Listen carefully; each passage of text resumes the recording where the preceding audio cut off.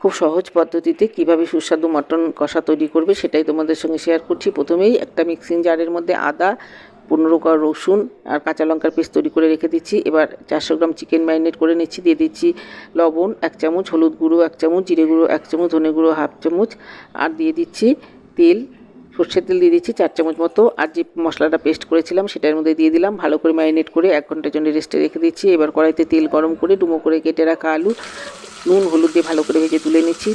আলুটাকে তুলে নিয়ে ওই একই তেলের মধ্যে তেজপাতা, এলাচ, দারচিনি, গোটা জিরে ফোড়ন দিয়ে এরপরে একে একে দিয়ে দেবো একটা মিডিয়াম সাইজের পেঁয়াজ কুচি। পেঁয়াজটাকে ভালো করে ভেজে নিয়ে এরপর দিয়ে দেবো পেঁয়াজ বাটা। একটা মিডিয়াম সাইজের পেঁয়াজকে আমি বেটে রেখেছিলাম সেটা এর মধ্যে দিয়ে দিচ্ছি। এবার ভালো করে নেড়ে চেড়ে এর মধ্যে দিয়ে দিচ্ছি একটা মিডিয়াম সাইজের টমেটো বাটা। টমেটোটা দিয়ে ভালো করে কষিয়ে নিতে হবে। এরপরে দিয়ে দিচ্ছি 1 চামচ কাশ্মীরি রেড চিলি পাউডার, এটা কালারের জন্য ব্যবহার করেছি।